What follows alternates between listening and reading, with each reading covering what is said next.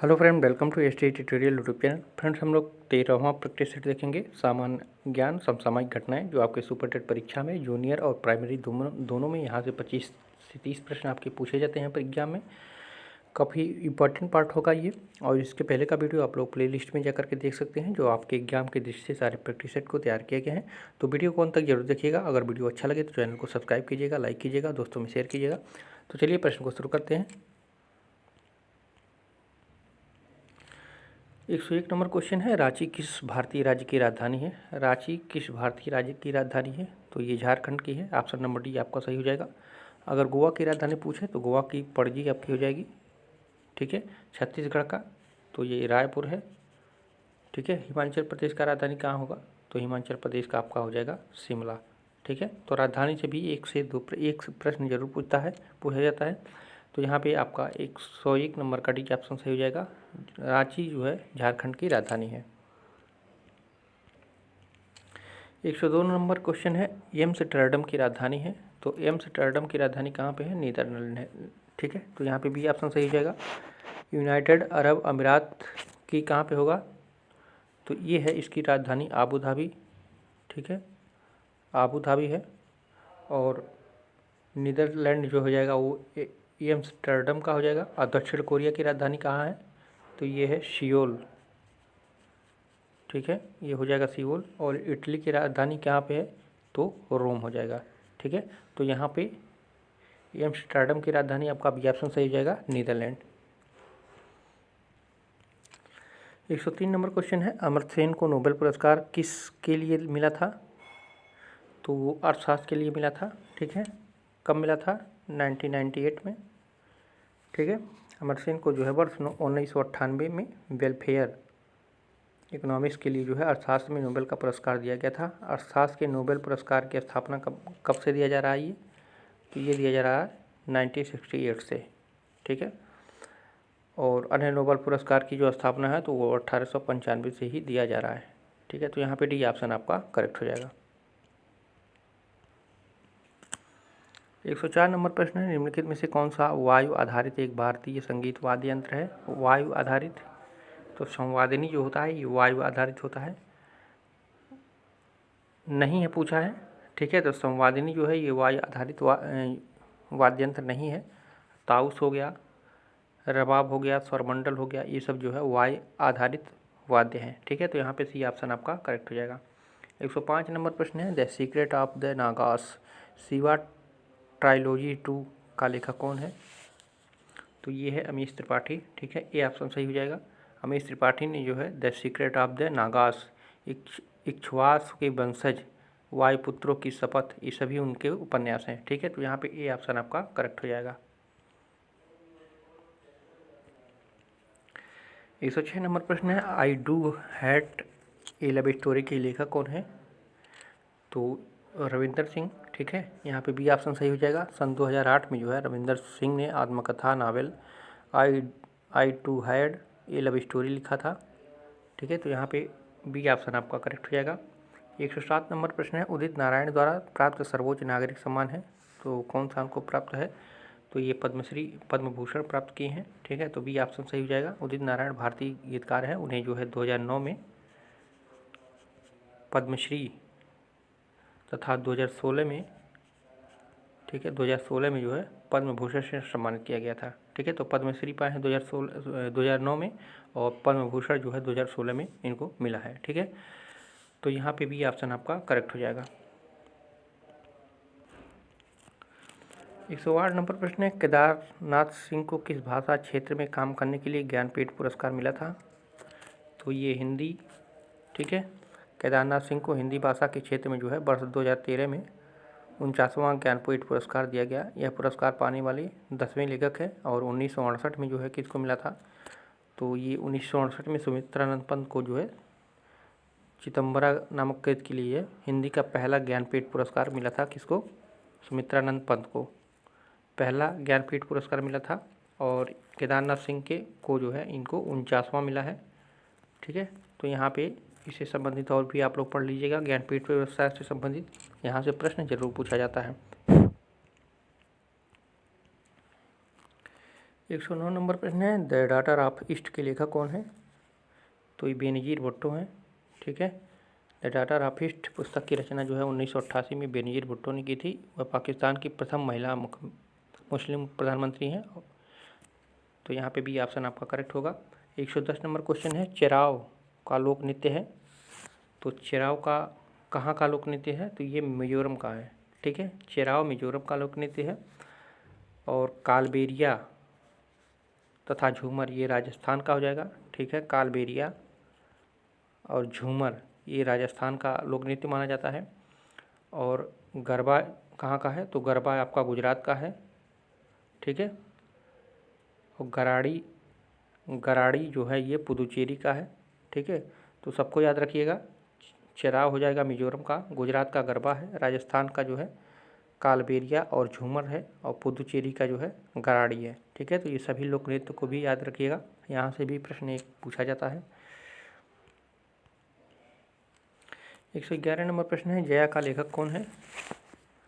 तो जया का लेखक है कि देवदत्त पट्टनायक। ठीक है, बी ऑप्शन सही होगा। जया की रचना देवदत्त पट्टनायक ने, मालगुड़ी डेज की रचना आर के नारायण ने। मालगुड़ी डेज ये भी पूछा गया है कई बार, मालगुड़ी डेज की रचना किसकी है? तो आर के नारायण का है। और जया का देवदत्त पट्टनायक का है। ठीक है, तो यहाँ पे दोनों को याद रखिएगा, दोनों इंपॉर्टेंट है। 112 नंबर प्रश्न है, वह सर्वोच्च नागरिक सम्मान जो अमिताभ बच्चन को प्रदान किया गया है। तो पद्म विभूषण से उनको भी सम्मानित किया गया है। ठीक है, अमिताभ बच्चन को बॉलीवुड का शहंशाह या स्टार या मिलेनियम भी कहा जाता है। और भारत सरकार जो ने वर्ष 1984 में पद्मश्री, 2001 में जो है पद्म भूषण एवं 2015 में जो है पद्म विभूषण से सम्मानित किया था। और अमिताभ बच्चन को जो है 4 बार राष्ट्रीय फिल्म पुरस्कार भी मिल चुका है। ठीक है, अग्निपथ, ब्लैक, पीकू के लिए इनको जो है राष्ट्रीय फिल्म पुरस्कार भी मिल चुका है। 113 नंबर क्वेश्चन है, इन भारतीय संगीत दिग्गजों में से जो है सितार वादक कौन है? तो सितार वादक कौन था? तो रविशंकर हैं। ठीक है, भारत में जो प्रमुख सितार वादकों में जो है बंदे हसन है, उमा शंकर है, निखिल शर्मा है, शाहिद परवेज है, वियालत खां है, पंडित रविशंकर हैं। ठीक है, तो ये सभी जो है आ जाते हैं आपके सितार वादक में। तो यहाँ पे आपका बी ऑप्शन सही हो जाएगा। 2-3 नाम आप लोग कम से कम याद रखिएगा इसमें, पंडित रविशंकर हैं और विलायत खां का पूछता है, विलायत खां भी दे देता है, तो विलायत खां को भी याद रखिएगा। और उसके बाद जो है निखिल शर्मा और है शाहिद परवेज। ठीक है, ये तीनों नाम पूछा जाता है हमेशा। ठीक है, तो ये सभी जो है सितार वादक से संबंधित है। तो यहाँ पे आपका रविशंकर भी सितार वादक से संबंधित है, तो यहाँ पे भी ऑप्शन सही होगा। 114 नंबर प्रश्न है, India 2020 vision for a new millennium के लेखक कौन है? तो अब्दुल कलाम आप लोग जानते होंगे। ठीक है, अब्दुल कलाम ये पुस्तक वर्ष 1998 में भारत के पूर्व राष्ट्रपति डॉक्टर कलाम ने लिखी थी। और इनकी अन्य पुस्तकें भी हैं, ignited minds, wings of fire, अग्नि की उड़ान, ये सभी उनकी पुस्तकें हैं। तो यहाँ पे आपका ए ऑप्शन सही हुआ। 115 नंबर प्रश्न है, सीवी रमन को किस श्रेणी के लिए नोबेल पुरस्कार मिला था? तो आप लोग जानते होंगे ये भौतिकी क्षेत्र में इनको मिला था 1930 में। वर्ष 1930 में सर चंद्रशेखर वेंकट रमन को भौतिकी का नोबेल पुरस्कार रमन प्रभाव की खोज के लिए दिया गया था। और वर्ष 1913 में देखा जाए तो रविन्द्रनाथ टैगोर को, ठीक है, वर्ष 1913 में रविन्द्रनाथ टैगोर को जो है गीतांजलि के लिए साहित्य का नोबेल पुरस्कार मिला था। तो यहाँ पे आपका सही हो जाएगा ऑप्शन नंबर बी। 116 नंबर है, विकास खन्ना एक पुरस्कार विजेता भारतीय शेफ हैं। तो मिशेलिन पुरस्कार विजेता, ठीक है, मिशेलिन। विकास खन्ना एक विश्व प्रसिद्ध शेफ हैं। ठीक है, पीपल मैगजीन ने जो है उनको द हास्टेस्ट शेफ इन अमेरिका की उपाधि भी दी गई है। वह एक मिशेलिन पुरस्कार विजेता भी हैं। ठीक है, तो यहाँ पे भी ऑप्शन आपका करेक्ट हो जाएगा। 117 नंबर प्रश्न है, कुचिपुड़ी किस राज्य का एक लोक नृत्य है? तो ये आंध्र प्रदेश का है। ठीक है, कुचिपुड़ी जो है आंध्र प्रदेश का लोक नृत्य है। और जम्मू कश्मीर का कौन सा होगा? तो जम्मू कश्मीर का है कुड। अगर जम्मू कश्मीर का देखा जाए तो जम्मू कश्मीर का लोक नृत्य है कुड, ठीक है। और लावड़ी आपका महाराष्ट्र का हो जाएगा। और मिजोरम का कौन सा है, तो चेरा है, ठीक है। मिजोरम का चेरा है। और महाराष्ट्र का कौन सा है, तो महाराष्ट्र का लोक नृत्य कौन सा है, तो ये लावड़ी है, ठीक है। तो सबको याद रखिएगा। 118 नंबर प्रश्न है, इनमें से भारतीय राष्ट्रीय गान कौन सा है। राष्ट्रीय गान पूछ रहा है, तो जनगण मन राष्ट्रीय गान है। और राष्ट्रीय गीत कौन सा हो जाएगा, तो इसमें राष्ट्रीय गीत नहीं दिया हुआ है, ठीक है। जनगण पर हमारे देश का राष्ट्रगान है। और 24 जनवरी 1950 को इसे अपनाया गया था। और इसकी रचना जो है गुरु रविंद्रनाथ टैगोर ने की थी। इसे सर्वप्रथम जो है 1911 में कांग्रेस के कलकत्ता अधिवेशन में गाया गया था, ठीक है। तो सबको याद रखिएगा, अपनाया गया था 24 जनवरी 1950 को। और सबसे पहले गाया गया था कलकत्ता अधिवेशन 1911 में, ठीक है। तो यहाँ पे डी ऑप्शन सही होगा। 119 नंबर प्रश्न है, ईटानगर की राजधानी कहाँ पे, ईटानगर किसकी राजधानी है, तो आप लोग जानते होंगे अरुणाचल प्रदेश की राजधानी ईटानगर है, ठीक है। और यहाँ पर जो है नमदफा राष्ट्रीय उद्यान भी है, इसको भी याद रखिएगा। नमदफा राष्ट्रीय उद्यान भी है यहाँ पे। और दीपदर्रा भी है, ठीक है। दीपदर्रा भी कहाँ पे है, तो ये अरुणाचल प्रदेश में है, ठीक है। तो ये इसको याद रखिएगा। और इसी राज्य से जो है ब्रह्मपुत्र नदी जो है भारत में प्रवेश करता है। और यहाँ इसे क्या कहा जाता है ब्रह्मपुत्र नदी को, तो यहाँ पे आपका सियांग कहा जाता है, ठीक है। तो 2-3 पॉइंट है, याद रखिएगा। इसकी राजधानी ईटानगर है। और यहाँ पे जो है एक राष्ट्रीय उद्यान है नमदफा राष्ट्रीय उद्यान। और दीपदर्रा, ठीक है, दीपदर्रा और योंगप दर्रा भी यहाँ पे स्थित है। और यहाँ से जो है आपका ब्रह्मपुत्र नदी भारत में प्रवेश करती है। और अरुणाचल प्रदेश में इसको जो है सियांग के नाम से जाना जाता है, ठीक है। 120 नंबर प्रश्न है, फिल्म तारे ज़मीं पर के लिए आमिर खान ने खाली जगह है के लिए फिल्म फेयर पुरस्कार जीता था, तो ये जीता था सर्वश्रेष्ठ निर्देशक का, ठीक है। तो यहाँ पे ए ऑप्शन सही हो जाएगा। तारे ज़मीं फिल्म 2007 में हिंदी फिल्म थी। और इस फिल्म ने जो है 2008 में सर्वश्रेष्ठ फिल्म पुरस्कार जीता। और आमिर खान को जो है सर्वश्रेष्ठ निर्देशक का पुरस्कार मिला था। 121 नंबर प्रश्न है, गुजरात में रानी का बाव एक मशहूर है, तो ये क्या है, तो ये एक बावड़ी है, ठीक है। सी ऑप्शन सही हो जाएगा। रानी का बाव जटिलतापूर्वक बनाई गई एक बावड़ी है जो गुजरात के पाटन में स्थित है। यह सरस्वती नदी के किनारे स्थित है तथा 11वीं शताब्दी के राजा भीमदेव ने बनवाई थी। और वर्ष 2014 में इसे जो है यूनेस्को की विश्व धरोहर की सूची में शामिल किया गया है, ठीक है। तो ये इम्पॉर्टेंट है, इसको याद रखिएगा। 122 नंबर प्रश्न है, निम्नलिखित बॉलीवुड अभिनेत्रियों में से किसे राष्ट्रीय फिल्म अवार्ड प्राप्त नहीं हुआ है, तो ये माधुरी दीक्षित को, ठीक है। तो यहाँ पे डी ऑप्शन करेक्ट होगा। वर्ष 1977-80 में स्मिता पाटिल को क्रमशः भूमिका एवं चक्र के लिए। और वर्ष 2020 में जो है रवीना टंडन को मिला था दमन के लिए। और 2011 में विद्या बालन को भी मिला था डर्टी पिक्चर के लिए, ठीक है। और माधुरी दीक्षित को अभी तक जो है कोई राष्ट्रीय फिल्म अवार्ड नहीं प्राप्त हुआ है, तो यहाँ पे डी ऑप्शन आपका करेक्ट हो जाएगा। 123 नंबर प्रश्न है, चाणक्याज चैंट के लेखक कौन है, तो अश्विन साधी, ठीक है। अश्विन साधी हैं, डी ऑप्शन सही होगा। अश्विन साधी ने चाणक्याज चैट नामक पुस्तक लिखी। और तो यहाँ पे आपका डी ऑप्शन सही हो जाएगा। 124 नंबर प्रश्न है, घूमर किस राज्य का लोक नृत्य है, तो घूमर आपका है राजस्थान का, ठीक है। तो यहाँ पे डी ऑप्शन सही हो जाएगा।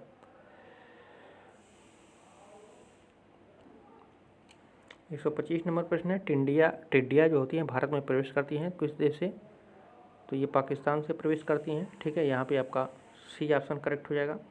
126 नंबर प्रश्न है, वह सर्वोच्च नागरिक सम्मान जो शबाना आजमी को प्रदान किया गया है, तो पद्म भूषण से उनको सम्मानित किया गया है, ठीक है। शबाना आजमी एक बॉलीवुड अभिनेत्री हैं।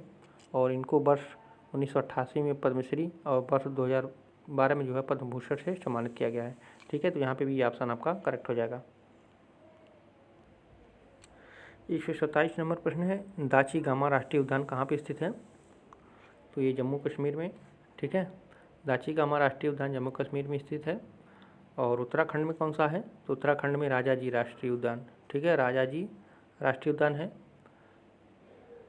और हिमाचल प्रदेश में अगर कहा जाए तो हिमाचल प्रदेश में गोविंद सागर राष्ट्रीय पार्क है, गोविंद सागर राष्ट्रीय पार्क, इसको भी याद रखिएगा।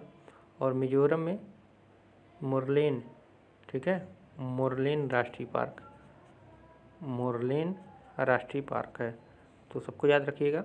उत्तराखंड में राजाजी, मिजोरम में मुरलेन, हिमाचल प्रदेश में गोविंद सागर राष्ट्रीय पार्क और जम्मू कश्मीर में दाची गामा।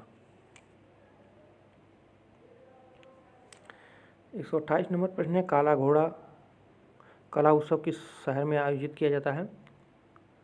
तो ये मुंबई में, ठीक है, यहाँ पे डी ऑप्शन सही हो जाएगा। काला घोड़ा फिल्मोत्सव मुंबई में, मुंबई के काला घोड़ा क्षेत्र में मनाया जाता है। यह 9 दिन चलता है। यह सदैव फरवरी के प्रथम शनिवार को जो है प्रारंभ होकर फरवरी के दूसरे रविवार को समाप्त हो जाता है। यह उत्सव जो है 1999 में प्रारंभ हुआ था और तब से मनाया जाता है, ठीक है, तो डी ऑप्शन सही होगा। 129 नंबर प्रश्न है, NSAID दर्द निवारकों की एक श्रृंखला में आई इसके लिए आता है। तो आई इम्यून होगा कि नहीं? तो यहाँ पे देख लीजिए थोड़ा ऑप्शन नीचे हो गया है और यहाँ पे इंडिया है, इन्फ्लेमेटरी है, स्टेटाइन है, तो कौन सा ऑप्शन सही हो जाएगा? तो यहाँ पे आपका सही उत्तर हो जाएगा ऑप्शन नंबर सी, इन्फ्लेमेटरी, ठीक है, NSAID,